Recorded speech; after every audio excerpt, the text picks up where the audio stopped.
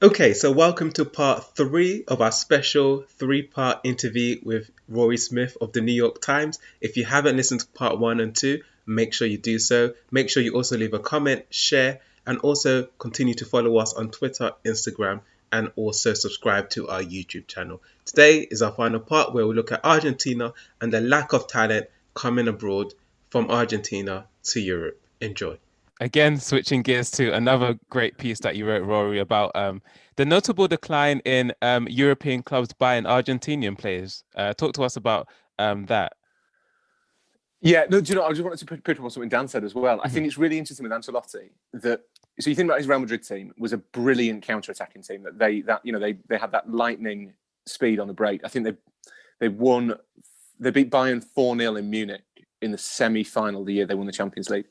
And it was watching Di Maria and basically Xabi Alonso sitting deep, just pinging passes to Di Maria, Benzema, Ronaldo, Bale, tearing forward. Mhm. You then go to his Napoli team, and he basically kept that kind of Sarri ball style going. It got a little bit kind of tweaked, but it was still that attractive on the ground kind of possession-based football, inviting the press. Sarri's Napoli so special. And then he goes to Everton, and he's playing 4-3-3, but there's times when it's get the fullbacks forward, get the ball in for Calvert-Lewin, and I think in a way that counts against him because there's not like a definitive style that you can say that is Carlo Ancelotti's style. But really, it should be a source of massive praise that basically he can do all of it. Like if you want to play, wide and cross the ball in, Carlo Ancelotti can do it. If you want to play possession football, Ancelotti can do it. If you want to counter attack, Ancelotti can do it. And I think it's just really weird to me that he gets, because we want managers to have like a defined style, to have a philosophy that we can identify and say these are their principles, that we've kind of taught ourselves. And I think that I'm as guilty of this as anybody, because I would have done countless pieces about this manager or that manager who's got this ideology that they won't waver from. But I just think the kind of pragmatism and the adaptability and flexibility that Ancelotti has is incredible. Like if you think about it, he's turned Dominic Calvert-Lewin into Duncan Ferguson. Yeah. And he's Italian. And he used to be manager of Real Madrid. And you sort of think, well, that's an incredible piece of work. But yeah, Argentina is another interesting subject.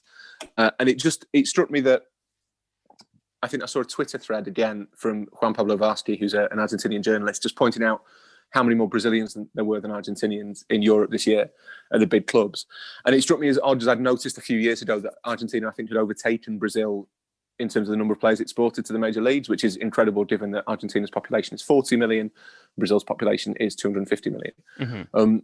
And so I spent a couple of weeks just kind of speaking to people in Argentina and in recruitment in Europe.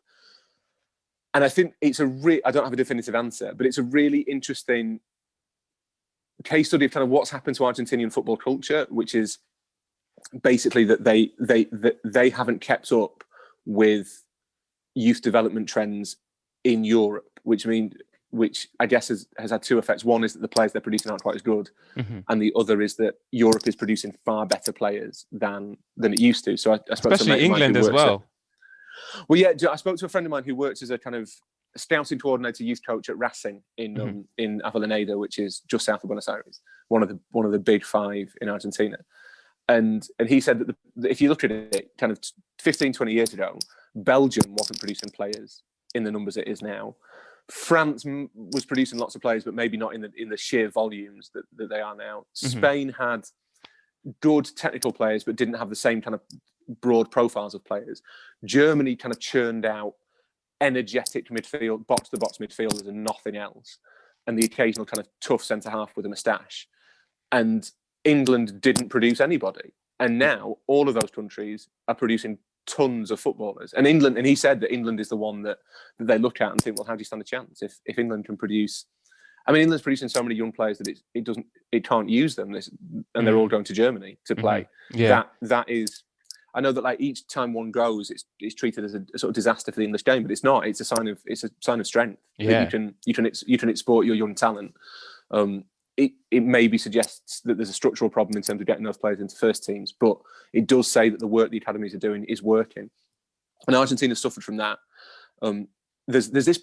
I don't want to kind of judge Argentinian cultures. I don't know enough about it to do it. But if you speak to people who work in football in Argentina, they will all say roughly the same thing, which is that at youth level, too many people are too obsessed with winning games Mm. rather than developing players. So if you have a good youth coach who's really getting the best out of a crop of 15-year-olds, but they lose a couple of games in a row, they will be sacked and replaced with someone who can win games. And the football that you need to win games isn't always the football you need to develop players, as Dan will be able to talk about much better than I can. But the other thing that I think is really interesting, and it only kind of came out as I kind of spoke to more people and reported it, is I think there's a technological side to it, which is that 15, 20 years ago, everyone knew Argentina was a good market to buy in because Argentina produced good players. It had that sort of stamp of excellence. Mm. Whereas now, if you're even like a mid-range European club, you're going to have a subscription to Y Scout, so you can watch every game from every league in the world. Mm-hmm. You're going to have a network of contacts and agents and scouts and people working for you, not just in Argentina and Brazil, but in like Colombia and Chile and Uruguay, which are all much cheaper and also to an extent less complicated to buy from. There's a lot of kind of ghosts of third-party ownership in Argentinian football, which means that everyone's asking for a premium because they're Argentinian players and everyone knows Argentinian players are good. But also, instead of just negotiating with Independiente, you also have to negotiate with the club that they bought him from and the company that owns part of his rights. And they all want a premium, which makes every deal really hard to do. And I think that as technology's kind of allowed Europe's clubs to expand their horizons, which means they're looking for, if you look at the players that come through that kind of Metz, Salzburg, Leipzig route, it's Guinea and it's Ghana and it's, it's kind of quite a lot of West Africa that they are looking at. And I don't know, my guess is that they think they can find players there that suit the parameters that they need for that pressing style. Mm-hmm. They think that's the kids who come out of the big kind of industrial style African academies are better suited to that style of football than South American players. I don't know if that's true, but you kind of think, well, European clubs now don't need to just think, well, we need a bit of talent, so we better go and get an Argentinian. If they need a bit of talent, they can go to Sierra Leone or to the Ivory Coast or to Morocco or wherever. And that's a massive sea change. And I think the problem is with Argentina, the two things have happened at the same time, that technology has expanded football's horizons. And at the same time, Argentina hasn't kept itself at the cutting edge.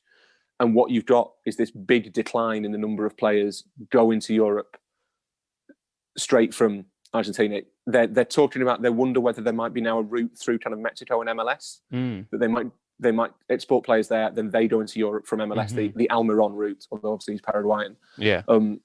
But they need him to kind of pay off. A couple of people said to me, they need him to be a success at Newcastle, because otherwise you're going to be sending players to MLS and they're going to be thinking, well, this means I don't get to play in Europe. And that reduces how willing they are to go. But I think it just struck me as a really kind of noteworthy thing that this country that we kind of, you see an Argentinian player and we all have certain assumptions about that player in terms of technical level and ability and hunger and fight and desire. And there might come a point soon when it's not true, but then all this stuff is cyclical, and apparently they've got a really good generation of kids who are like 15 now.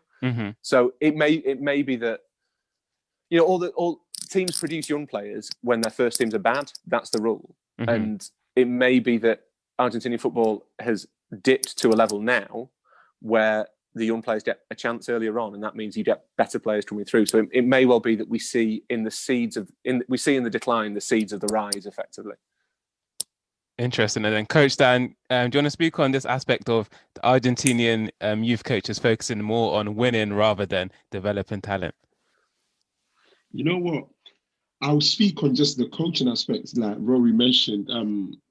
I didn't know much about this Argentinian thing till he shed some light on it, and I honestly hope that isn't the case, and because we can't afford not to have these Argentinian footballers that we've enjoyed for so long. Hopefully there's still some Di Marias and Lionel Messi's in the factory that they usually come from. Look, so this thing, I've been thinking about it quite a lot. It's funny because, look, if you were just to look at, let's say, parents, for example, right? Whenever a parent goes to school, they always sort of like seek how their child is doing as an individual, right? Because it don't really matter if the class is doing great, but your child isn't. I see it similar to football, but in the sense that, if you really, let's say a parent, right, who is so into the game and want to see their kid progress, when you come and you're watching games and stuff like that, your thing shouldn't really be how much games you're winning and stuff like that. It should really be how your child as a player is getting on? How do you improve and stuff like that?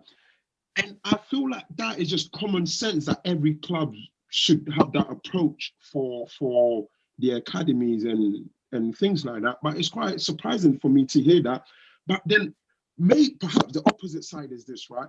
It depends on these individual coaches, what the aspirations are. So if you see it this way, like a coach that is wanting to make a name for themselves in the game, right? Perhaps their mentality is that I need to win games so I can be seen, so I can get this job or that job, right? And so then really improving individual players, it's not the thing that, is pushing them at all. Yeah, it's not the priority, is it? It's not the priority because you can improve players, right? But it's tough at that level for you to get the big job because they've seen you improve players. And it's hard to tell that you're the one improving the players. Whereas if you're winning games, they'll be like, oh, maybe this guy's got something. He's got a winning style or whatever, so we can push him or her forward and stuff like that.